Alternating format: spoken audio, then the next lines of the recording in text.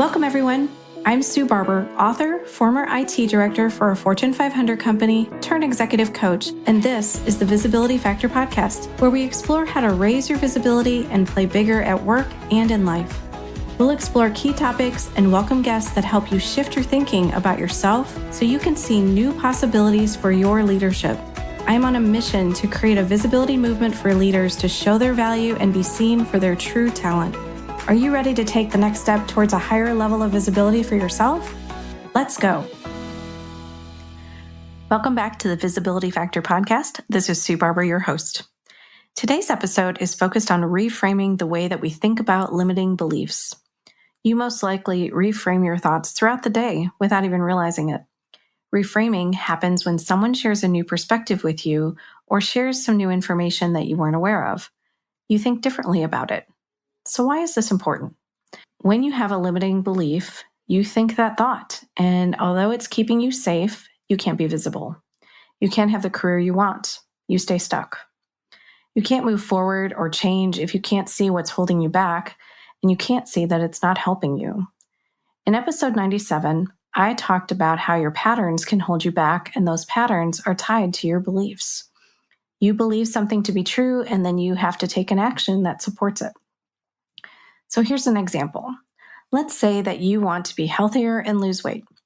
You know that it's the goal that you have, and that's what you want to get to, and you need to eat better and work out more to attain it. However, you have a belief that working out is hard and it takes too long to get results, so you don't do anything. Now remember, your beliefs impact your thoughts, and your thoughts impact your actions. So what actions will you take if you believe that working out is hard and it takes too long to get results? Most likely, you'll find any excuse in the book to avoid working out. But what if you could shift that belief into something different?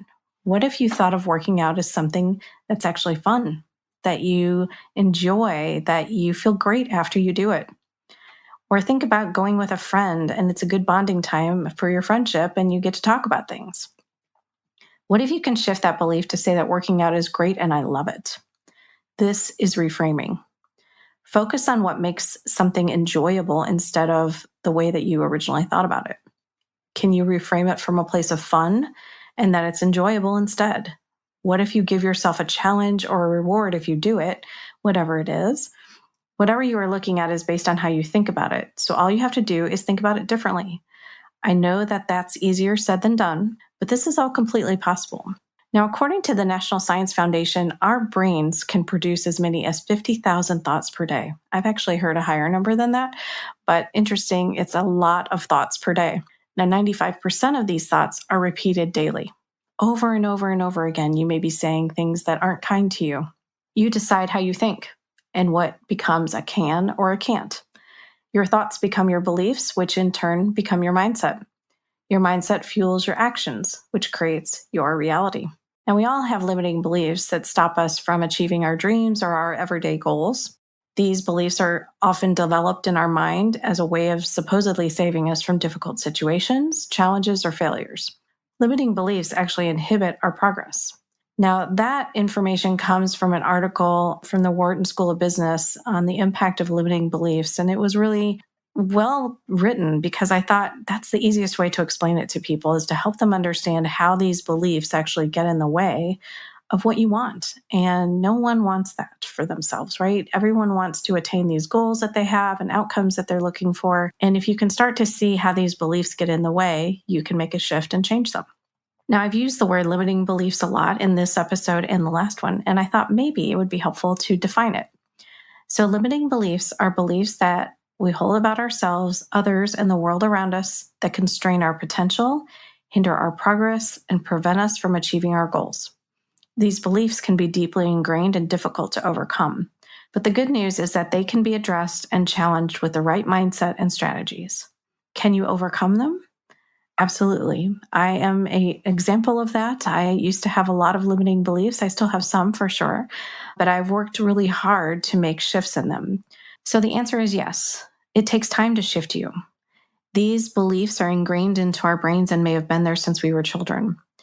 I wanted to go through some different types of limiting beliefs to see if any of these resonate for you.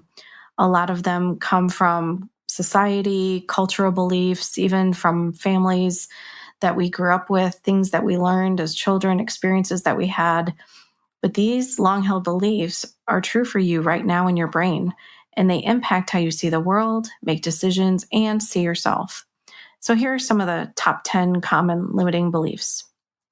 I'm not good enough. I'm too old or too young. I don't have enough time. I'm not smart enough.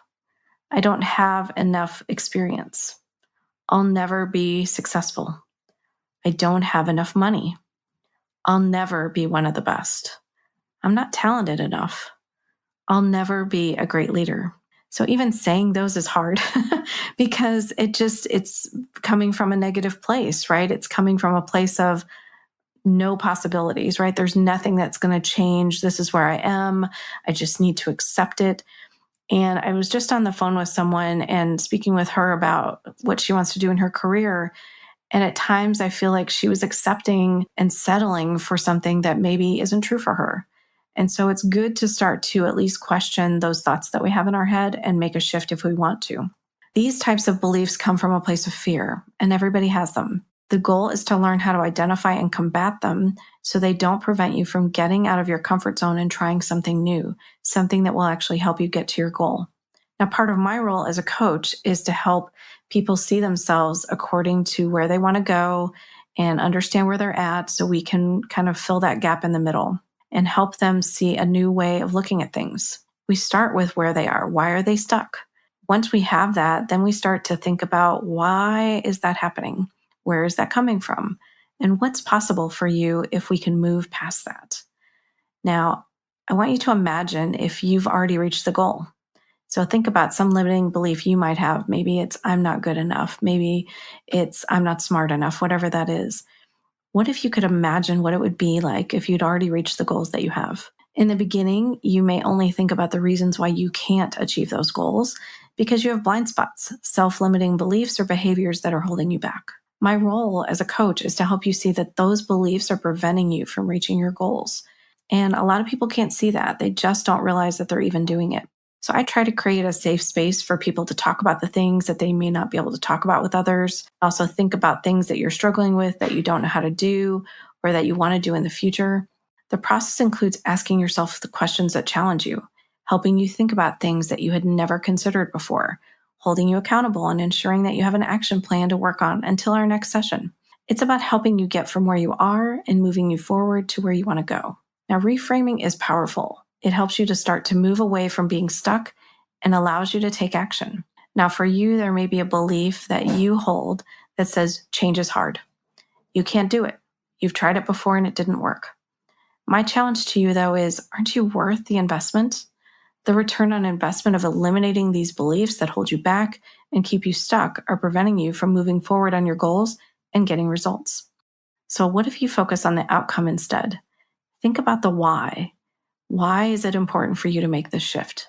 The why keeps you motivated, and getting to that finish line is worth way more than you may have realized or considered.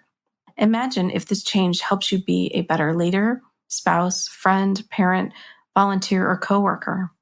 What I love about coaching is that it has the power to help you shift your thinking, which impacts your behavior and how others see you. Don't just settle for the status quo. Value yourself enough to spend the time becoming who you could be and achieving your potential. So you may not have access to a coach. So how can you start reframing your limiting beliefs on your own? The first step is the awareness of what the beliefs are and to ask yourself if it's the belief that you still want to hold for yourself. Now, these types of belief come from a place of fear and everyone has them, but the goal is to identify them and combat them if they're not serving you anymore.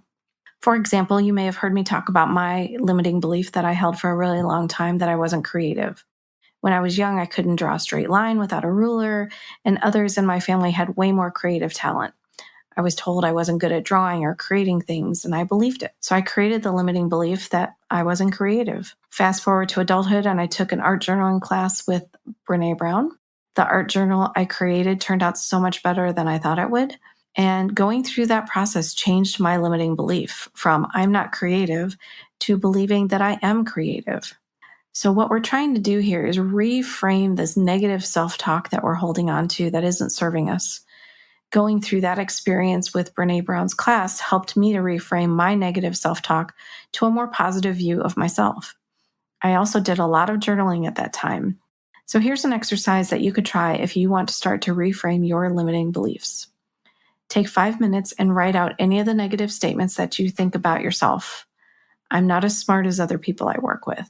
I can't take that promotion because I don't have all the requirements that are needed. I can't run long distances.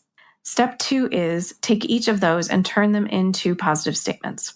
I am smart and I have experiences that may be different than the people that I work with, but I can complement them and their knowledge.